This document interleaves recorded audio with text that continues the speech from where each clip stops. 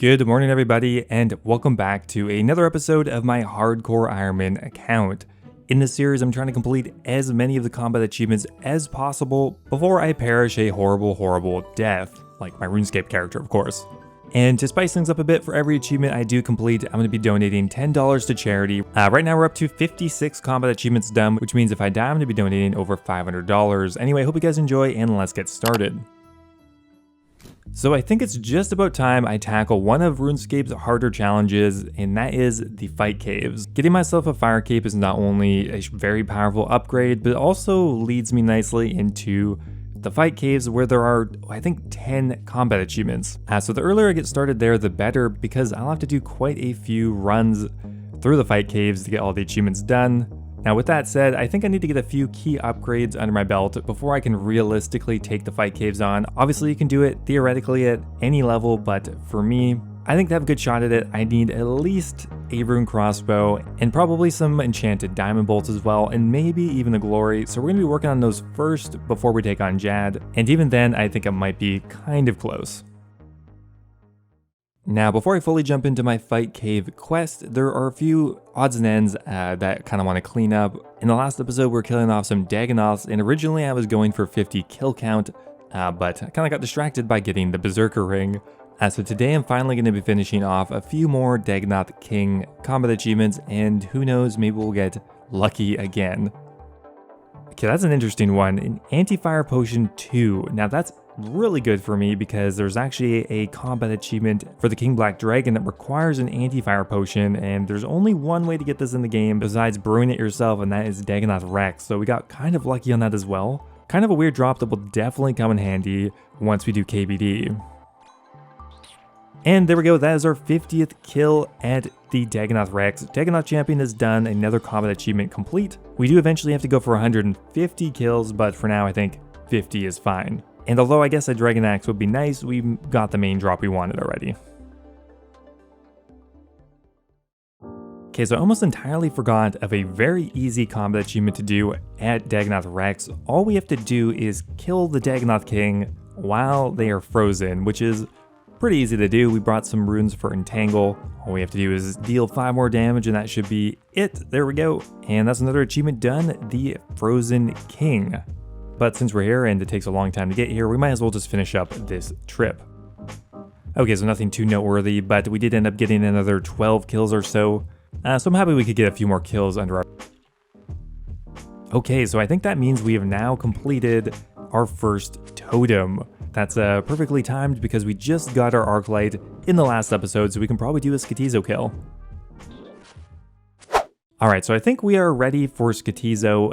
The main thing you need here is an Arclight, everything else kind of supplementary. I'm bringing my highest magic defense gear, that being Black D'hide, the good old trusty Graceful Cape, some prayer potions, and our combat gear in general.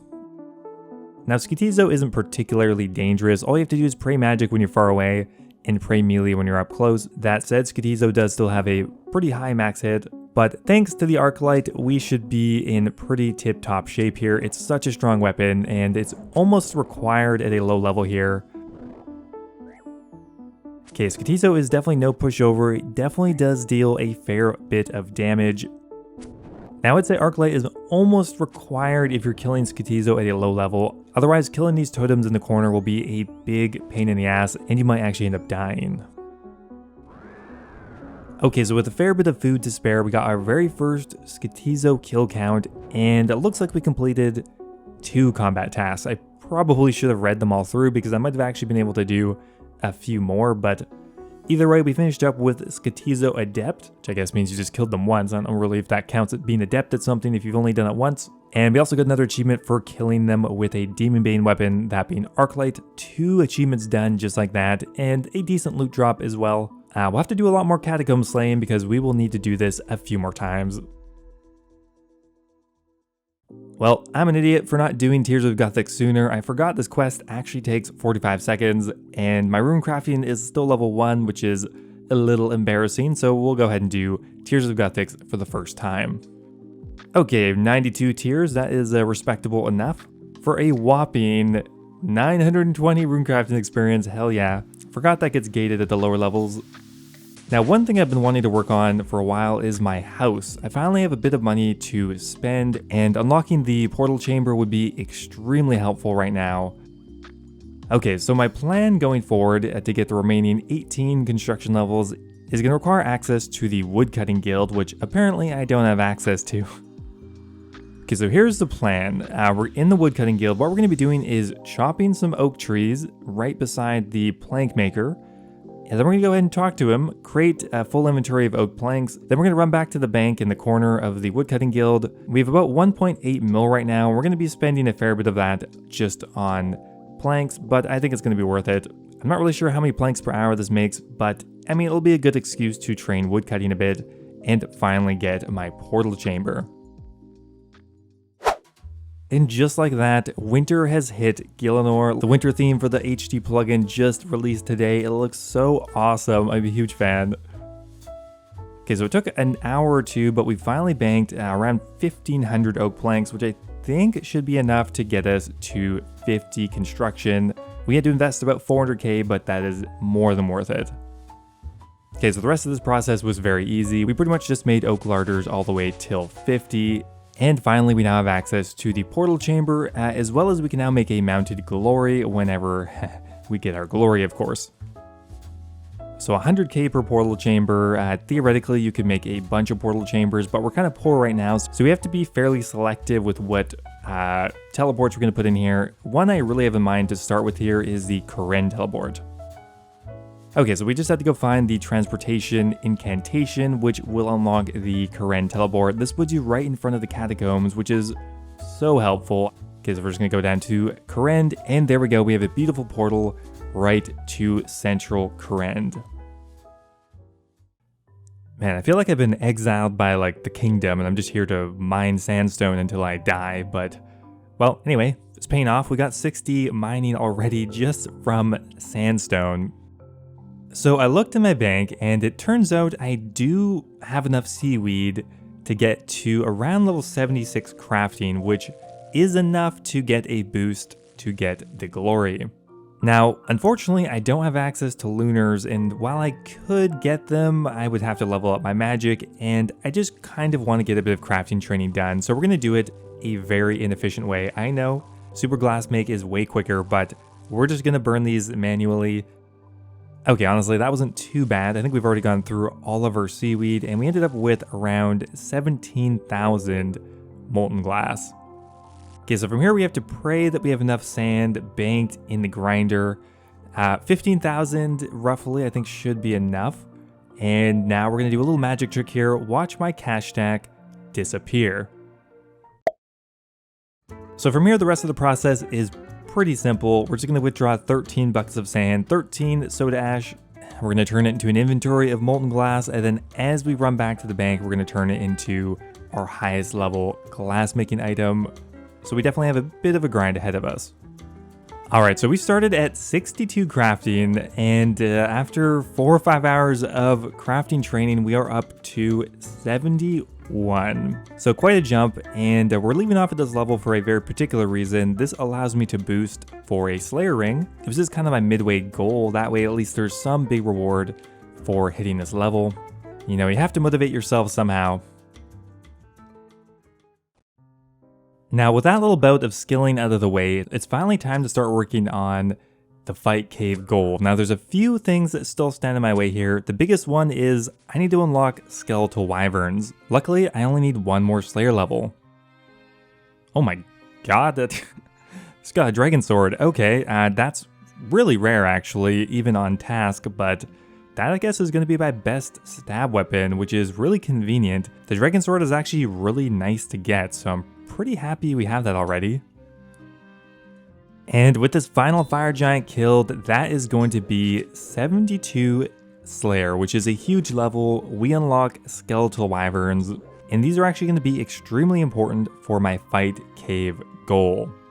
Now, like I mentioned at the beginning of the video, I have two main item requirements before I think I can probably do the Fight Caves: a Roon Crossbow and enchanted diamond bolts. Now, the Roon Crossbow, theoretically I could go get it from the crazy archaeologist, and I will need to kill him eventually anyway. However, to get diamond bolts, I need to be able to cut diamonds, which requires 65 fletching already, which means it just kind of makes more sense for me to simply level up my fletching. That way I can make both the Roon Crossbow and the diamond bolt tips. So where exactly do Skeletal Wyverns come in? Well, I need adamant bolts, and the only way to get those are from monster drops, or I could level up my smithing a bunch, but that's going to be way too expensive right now. So we need to get bolt drops from the Wyverns before we can take on Jad, and to be able to kill the Skeletal Wyverns effectively, I kind of need a Roon Crossbow, so we're going to get that first, and then get the bolts later.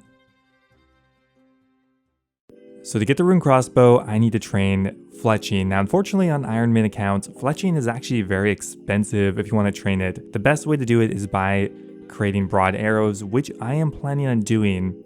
But due to the miserable state of my cash stack, I'm going to do a little bit of cheaper fletching training first because I need to get some woodcutting levels anyway. So I'm going to go all the way to 65 woodcutting here, all the while fletching all the logs I get into arrows or bows. Honestly, this isn't even that bad a method. We're getting around 20k per hour fletching experience and 30 or 35k woodcutting. And it's actually worked out very nicely. There is 65 woodcutting, which is a mini goal I had, and now we get access to Sulliucept mushrooms, which will come in handy when I want to boost. And at the same time, we also just hit 50 fletching. We need a couple more levels to go until we can start making broad arrows, but we are very close now, and we didn't have to spend any money yet. So I calculated I needed to craft around 25,000-ish broad arrows, which means I need 25,000 headless arrows, which we've nearly just finished crafting. So to be able to craft broad arrows, and for that matter, broad bolts, we need to unlock the perk with Slayer points. Luckily, we do just have enough. So our beautiful 1.7 mil cash tag is about to be absolutely decimated, but I think it has to be done so we can get our fire cape. It's gone. It's all gone. Well, our cash stack is totally gone, but that's alright, we have all the materials we need, so let's go ahead and craft all these arrows. Okay, so there we go. After crafting all of our broad arrows, we are up to 65 fletching, a very important level. Not only can we make diamond bolts and cut diamond bolt tips, but we can now get a +4 boost to get the Roon Crossbow. Originally, I thought maybe I'd just go for a +5, but you know, I hate stew boosting, so we might as well make it a little bit easier. Alright, that wasn't too bad. After I think just about half an hour, we ended up actually getting our +5, so you know, we could have cut it short, but who knows, this could have taken hours on hours otherwise. There we go. After a fairly expensive grind, we have the Roon Crossbow. Such a huge upgrade, and with it, I think I'm finally somewhat confident in taking on Jad. There's only one thing left we need, and that is diamond bolts, so I think it's about time to go kill some wyverns. Alright, so I ended up crafting some broad bolts. Not only do we need these for the fight caves themselves, we also will need them to kill wyverns. Okay, so we are going to be normally safe spawning these, but I just got impatient. We ran in here to get our very first kill, and I forgot how slow these things are. But also another thing I forgot about is killing a wyvern is actually a combat achievement, which means we have another one done with, a frozen foe from the past, just another Slayer achievement, and now that they are unaggressive to us, we are able to safe spot them on these little outcroppings here, so we're gonna have to stay here at least until we have, I think, a couple hundred adamant bolts. Okay, so one thing I totally forgot about, but is actually probably an extremely key item for this whole thing to work, is the Roon Crossbow, and on our very first trip, we got one as a drop. I just realized I didn't really have an offhand to wear, and the Rune Kite Shield will be perfect. Alright, so after an hour or two of wyvern killing, we ended up getting 30 kills and also incredibly lucky with what we wanted. We got a few adamant bolt drops, which means we already have 300 adamant bolts. That is more than enough, I think, for Jad. We got the Rune Kite Shield, we have the Roon Crossbow. I think we are pretty much ready to go for our first and hopefully only attempt to get the fire cape, but who knows, I'm really out of practice. I haven't done a fire cape run in years. So we're gonna go ahead and cut our diamonds into diamond bolt tips, attach them to our adamant bolts, and then enchant them. And then I think it's time to gear up and get ready for Jad.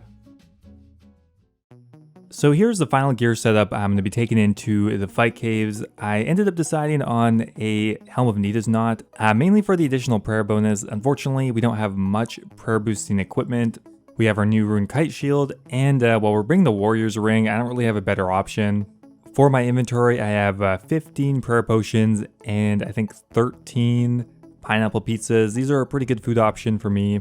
which heal 22 per slot, and of course we have our Diamond Bolt E's at the end. Hopefully this will be enough, but I guess we'll find out.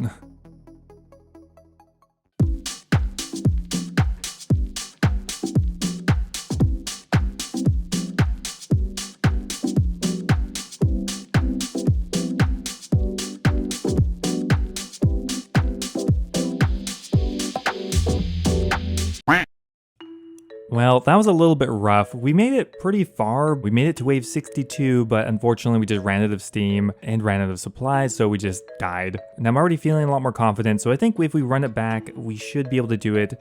That said, I'm going to make one quick gear change. Now, to ensure that I can focus a bit more on positioning and less on prayer flicking, I'm actually going to go pick up an unholy symbol. So we just banged out the observatory quest quickly because that is a requirement. I never even knew this guy existed, but apparently he can enchant an unholy symbol for you. So this will lower my DPS marginally, but it will give me a fairly significant prayer bonus of 8, which I think will make a big difference. Okay, so I'm just finishing up wave 61. The supplies are looking alright, obviously way better than last time. We still have around 4 prayer potions and 3 pizzas. Think we can do it though, we just have to stay calm, deal with the healers, pray accordingly, and I think we'll just be able to make it.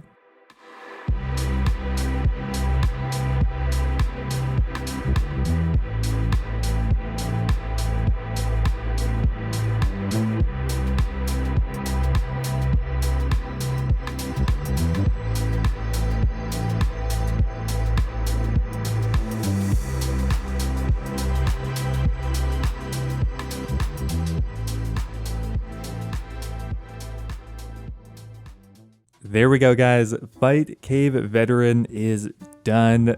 After a kind of stressful 10 minutes, we have defeated Jad, obtained our Fire Cave, and importantly, finished another combat achievement, Fight Cave Veteran.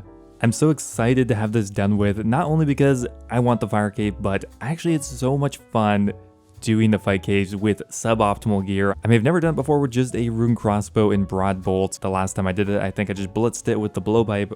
So because of the combat achievements, I might actually do the fight caves again in the near future. Even though it took me over 2 hours to complete, I had a great time and I might do some more kills. Anyway guys, that is where I'm going to leave it for today. We're finishing the episode at 62 combat achievements done out of 410. So thanks for watching guys, as always, and I'll see you next time. Now before I go here, I want to give a giant thank you to all of my members over on YouTube. Thank you so much to Aelandra, Sejuanis Flail, Ocelot, and Kush Patel for all being subscribed at the Dragon tier. Thank you so much as always, guys. Also a giant thank you to SirRojas, Ryan Sheidy, Mexose, Basstich, NDM001, and yoyosup89 for all being subscribed at the Runite tier. Appreciate it, guys. As always, if you are looking for another way to support the channel, becoming a YouTube member is a great way to support me directly. You'll get immortalized in all of my future videos, get a custom role in my Discord server, and you get access to my video release schedule as well. Thanks again, and I will see you next time.